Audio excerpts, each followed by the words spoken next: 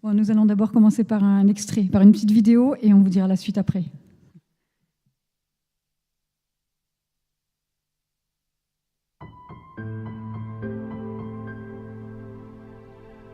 Aujourd'hui, je vais te raconter une histoire de la Bible qui se passe dans le peuple d'Israël, mais il y a très très longtemps.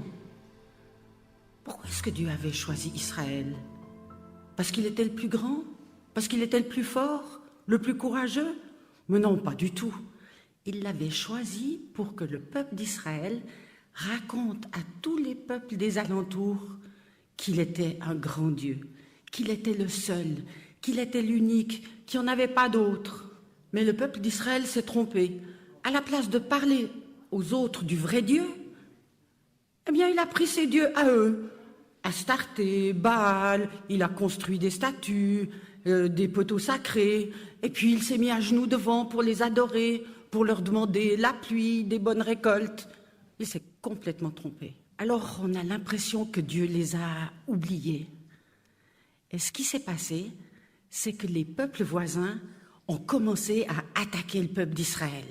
Et aujourd'hui, je vais te parler d'un peuple qui s'appelle les Madianites. Ils arrivaient dans les villages, ils brûlaient les maisons, ils brûlaient les champs de blé, ils saccageaient les vignes, ils volaient les troupeaux, des vrais pillards. Les gens avaient tellement peur que beaucoup se sont enfuis dans la montagne et se sont cachés dans les rochers, dans des grottes.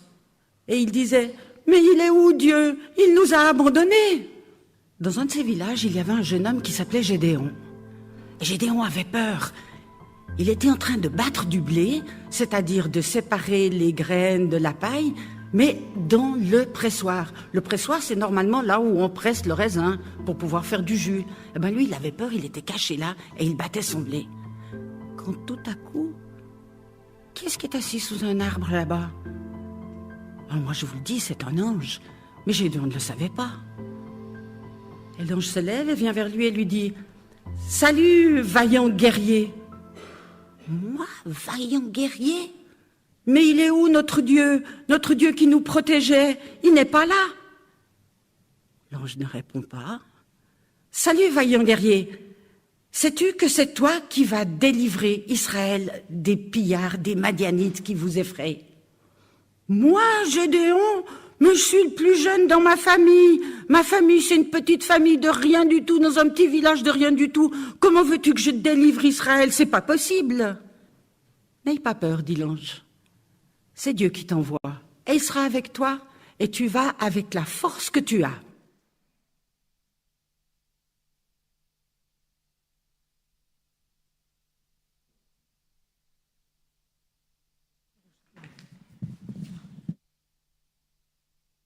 Alors, j'invite maintenant les chanteurs à monter sur l'estrade.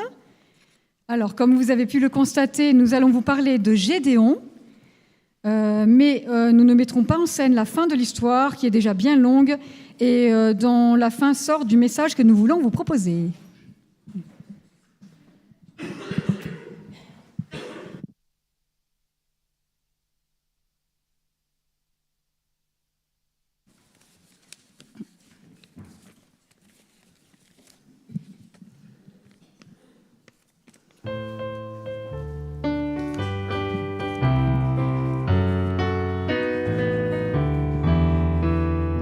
Gédéon qui battait du froment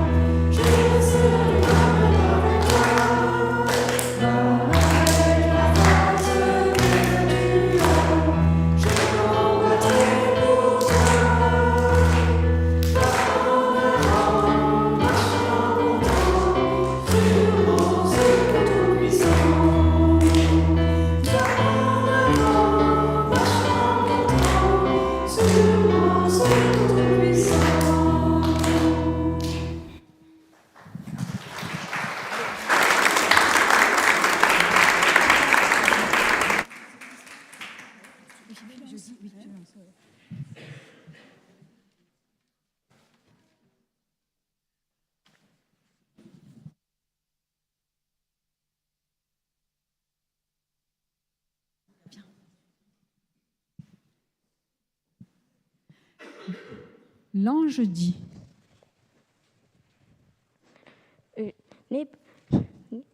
Je serai avec toi et tu battras les Madianites comme un seul homme. Si tu es bon pour moi, montre-moi que c'est bien. Donne-moi un signe que c'est bien toi qui me parles. Ne t'en vas pas avant mon retour. J'ai une offrande et je vais te l'apporter. Je resterai ici jusqu'à ton retour. Alors, Gédéon va préparer un cabri. Il prend 30 kilos de farine et il fait cuire des pains sans levain. Il met la viande dans un panier et le jus dans un pot. Puis il apporte tout cela sous le chêne et il le présente à l'ange de Dieu.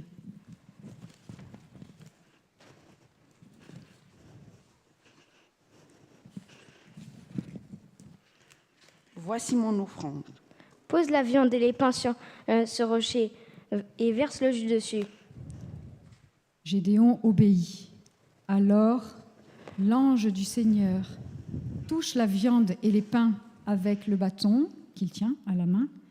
Un feu sort du rocher. Il brûle la viande et les pains. Ah, purée, ça ne veut pas tenir. Puis l'ange disparaît avec son bâton. Malheur à moi, j'ai vraiment vu son Seigneur Dieu, j'ai vraiment vu ton ange face à face.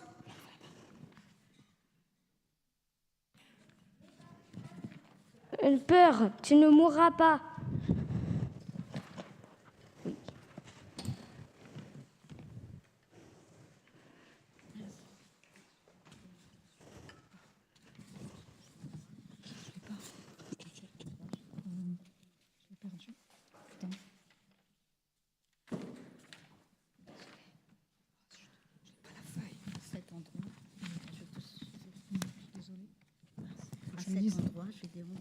Alors, désolé. À cet endroit, Gédéon bâtit un autel pour le Seigneur. Il l'appela « Le Seigneur donne la paix ». Cet autel se trouve encore aujourd'hui à Ophra, le village du clan d'Abiézer.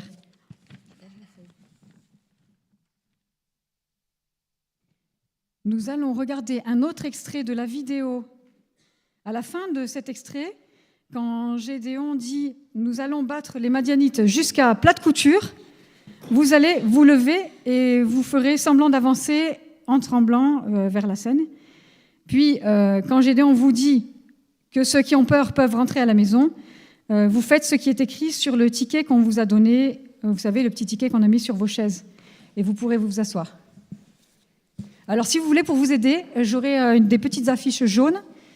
Quand vous devez vous lever, je ferai ça. Et au moment où vous devez vous rasseoir, je pourrais vous aider un petit peu en faisant assis. Voilà. On regarde la vidéo maintenant. Dans la nuit, Dieu parle encore à Gédéon. Il lui dit, écoute, tu vois dans la maison de ton père, dans le jardin, là, il y a un poteau sacré avec un autel. Un autel, c'est un tas de pierres sur lesquelles on brûle des animaux, on fait des prières, et on fait des prières à ce Dieu qui est dans la cour. Là, c'est Baal. Eh bien, tu vas le démolir. Alors Gédéon, au milieu de la nuit, parce qu'il a peur des villageois, il a peur de sa famille, alors avec 10 serviteurs, il va dans la cour, il coupe le poteau sacré, il démolit l'autel, il prend un taureau à son père, il monte sur la montagne et là-haut, il reconstruit un autel, mais un autel pour Dieu. Il sacrifie le taureau et il fait des prières. Il fait des prières au Dieu du ciel. Le lendemain matin, quand les villageois se réveillent, qu'est-ce qu'ils voient? Le poteau coupé en petits morceaux, l'autel détruit. Alors ils se mettent à crier, mais qui est-ce qui a fait ça? C'est pas possible! Et ils parlent même de tuer Gédéon. Alors le père de Gédéon dit, mais le dieu Baal, s'il est tellement puissant, il avait qu'à se défendre tout seul. On n'a pas besoin de l'aider. Et là, les villageois se sont calmés. À partir de là, Gédéon, on a l'impression qu'il a la force de Dieu en lui. Alors, il parle à tous les habitants du village, les habitants des villages voisins, de la tribu voisine, de tous ces gens-là, qu'ils viennent en disant, mais écoutez, on va battre les Madianites, mais jusqu'à plat de couture. Et il réunit ainsi une immense troupe de guerriers prêts à aller battre les Madianites. Gédéon n'est pas tout à fait sûr. Il a quand même des doutes, alors il parle à Dieu et lui dit. vois cette peau de mouton? On va faire comme ça. Je vais la mettre ici, par terre, dans le pressoir. Et puis on va faire comme ça. Si demain, la peau de mouton est sèche et que le sol tout autour est mouillé, je saurai que c'est toi qui m'envoies. Puis Gédéon va se coucher.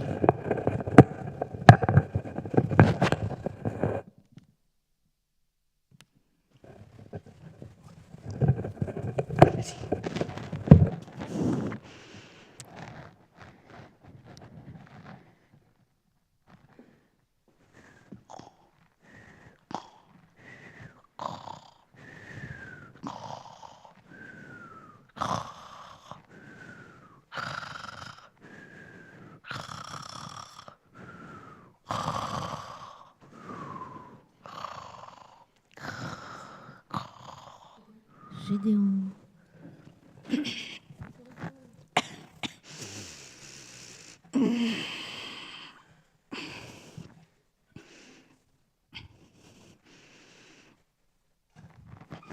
Je vais vite toucher la peau de mouton. Elle est toute sèche. Par contre, le sol tout autour est mouillé.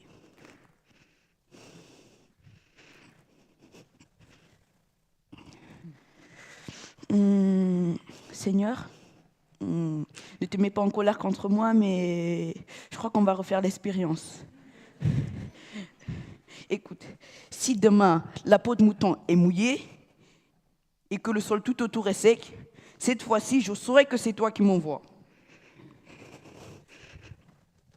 Puis Gédéon va se coucher.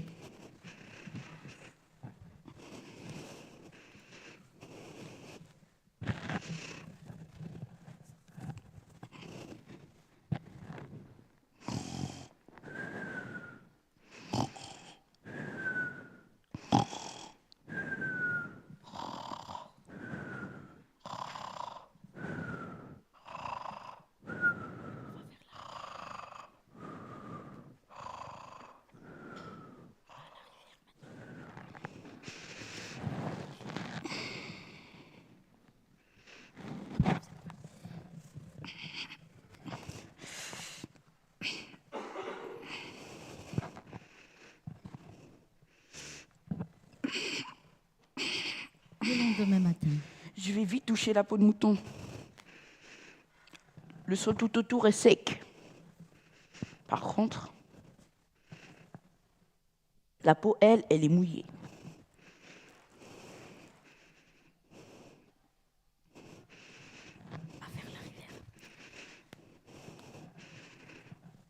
Cette fois-ci, Gédéon est sûr. C'est bien Dieu qui l'envoie. Gédéon se tient droit, bien droit, déterminé.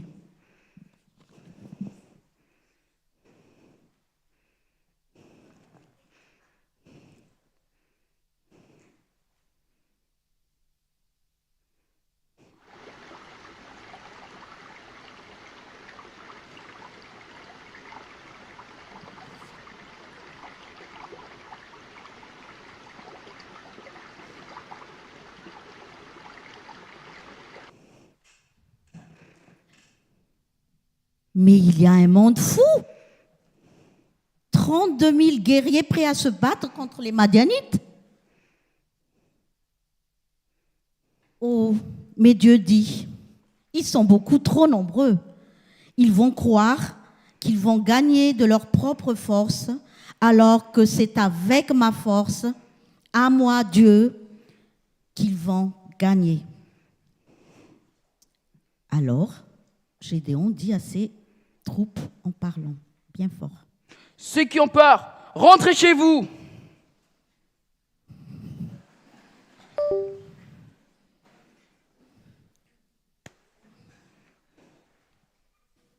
Eh bien, il y a 22 000 personnes qui repartent chez elles. Alors, merci pour votre aide, mais ce n'est pas encore fini. Nous allons encore avoir besoin de votre participation pour faire des bruitages.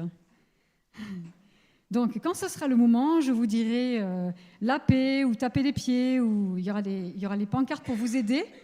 Alors, juste pour le moment où je vous dirai de laper, il faudra faire un bol avec ses mains et faire du bruit avec sa langue.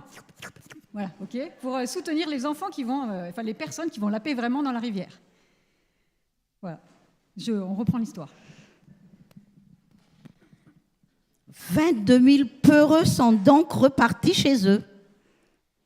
Il en reste 10 000 et les voilà. Et les voilà partis au bord de la rivière.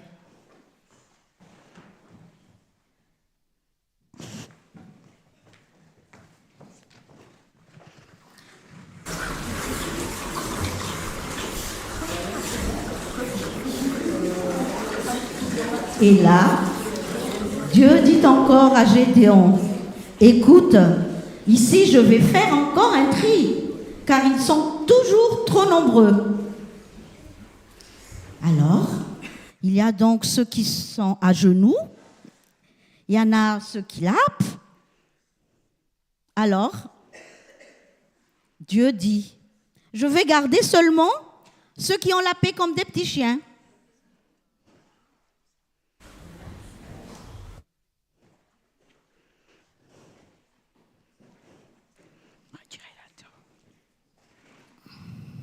Eh bien, il n'en reste que 300. C'est rien du tout.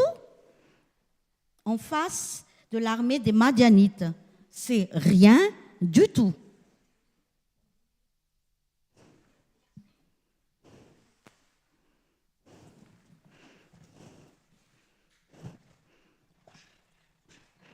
Venez. Avancez chercher les... Venez, mes troupes. Venez. Avancez vers Gédéon.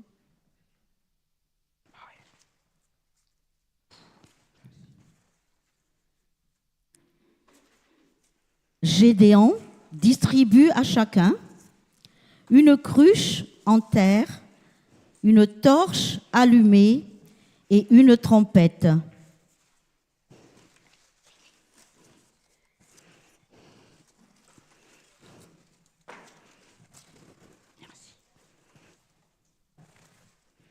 Et sur la pointe des pieds, ils se mettent autour du camp des Madianites.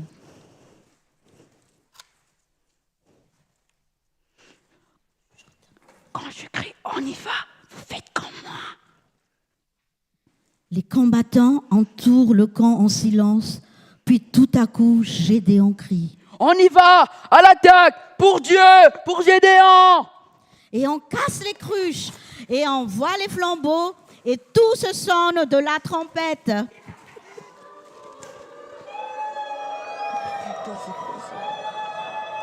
Et on se jette sur le camp des Madianites.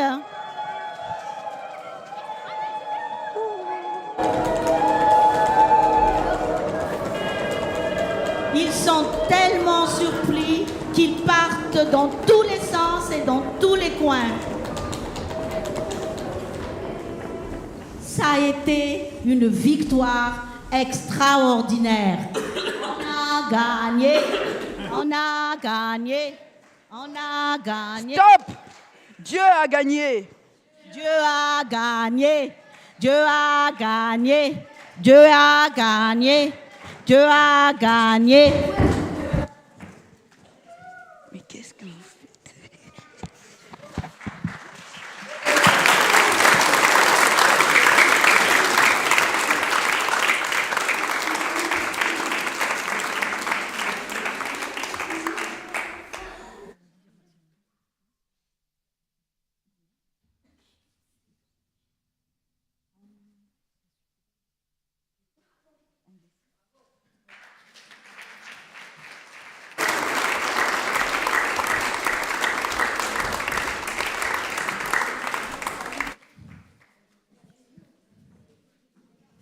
Bon, on passe le relais à Annette, c'est ça? Ouais.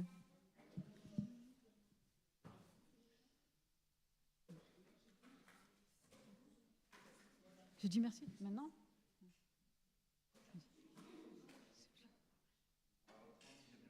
Maintenant, pardon, d'accord. Semblait. Ok, donc on va reprendre, ça fera un rappel pour nous tous, pour se rappeler cette histoire. On va tous chanter ensemble, vous avez les paroles, la chanson de Gédéon que les enfants ont chantée tout à l'heure.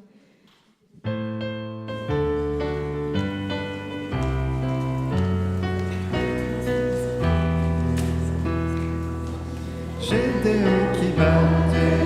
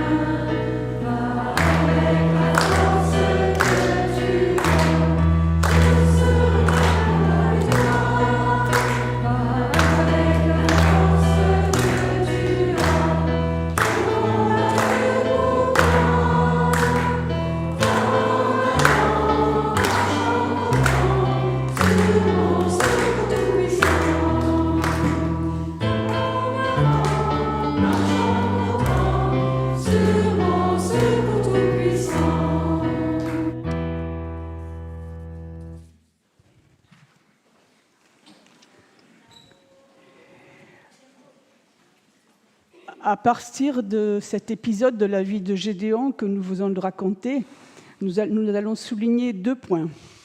Tout d'abord, l'hésitation de Gédéon. Le Seigneur lui dit qu'il est avec lui, qu'il est un vaillant combattant et que par lui, il va délivrer Israël des Madianites.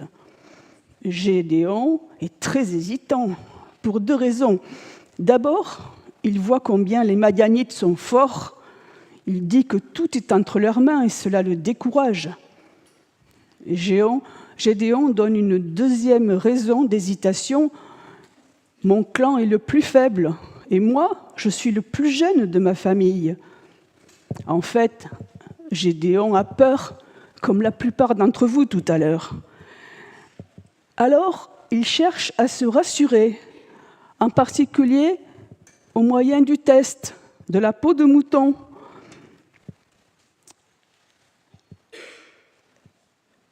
La rosée du matin s'est déposée d'abord autour d'elle, puis sur elle seulement. Ce test paraît manquer de respect à Dieu. Pourtant, Dieu a accepté de réconforter Gédéon par ce signe et par d'autres aussi. Même si nos façons de faire ne sont pas tout à fait idéales, Dieu est patient et il nous prend comme nous sommes. En fait, nous sommes un peu tous des Gédéons.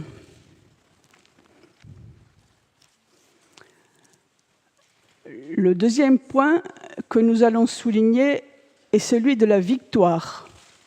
C'est Dieu qui a gagné. Les enfants l'ont chanté. Dieu a gagné. Alors, vous avez remarqué, les armes, chacun a reçu une torche allumée qu'il a cachée dans une cruche en terre et une trompette. Je ne sais pas vous, mais moi, des batailles avec ce type d'armes, ça m'irait bien.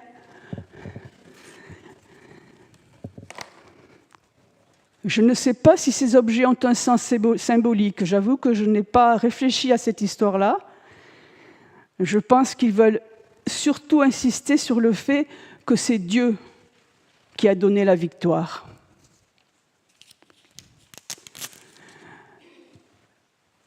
Qui dit victoire, dit bataille. Quelles sont les batailles pour nous aujourd'hui ? Qu'est-ce qui est lourd, compliqué, décevant, inquiétant, douloureux peut-être même en ce moment dans nos vies ? Notre grande victoire est celle de Jésus-Christ. Il est mort, mais il n'est pas resté dans le tombeau. Il a vaincu la mort, il est ressuscité, il est revenu à la vie. Dieu a ainsi manifesté son désir de rétablir la relation entre l'être humain et lui.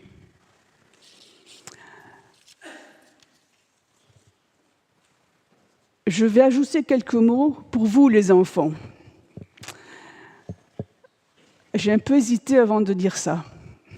J'avais prévu autre chose, mais je vous le dis quand même. Les moniteurs qui ont préparé ce culte avec vous ont vu les hésitations, ou plutôt le manque d'envie de plusieurs d'entre vous. Nous avons essayé de vous motiver, parce que nous aimions bien cette histoire. Nous avons essayé de vous transmettre notre enthousiasme, de vous comprendre, et aussi de nous dire que vous aviez peut-être le droit, sûrement le droit de ne pas avoir envie. Mais nous étions engagés sur la date d'aujourd'hui. Alors, on vous a un peu forcé la main, et vous y êtes mis, et bien mis finalement, merci. Le fait que nous vous ayons un peu forcé la main m'a fait penser que Dieu ne force la main à personne. Il ne force personne à croire en lui. Il nous a créés libres au point que nous avons même le droit de le refuser. C'est ce que dit ce verset. Écoute, je me tiens à la porte et je frappe. Si quelqu'un entend ma voix et ouvre la porte, j'entrerai chez lui et je prendrai un repas avec lui et lui avec moi. Sur cette photo, on voit la partie extérieure de la porte avec son heurtoir. On ne le voit peut-être pas très bien. C'est cette partie métallique. Ça s'appelle un heurtoir ou un marteau de porte. C'est la pièce qui sert à faire toc-toc pour entrer. Alors la porte ne peut être ouverte par l'extérieur. Je ne sais pas si c'est très clair là, c'est pas grave, mais c'est ce que dit l'image du verset qu'on a lu tout à l'heure. La porte ne peut être ouverte par l'extérieur. Dieu ne force pas la porte. Seul le propriétaire de la maison peut ouvrir s'il le veut.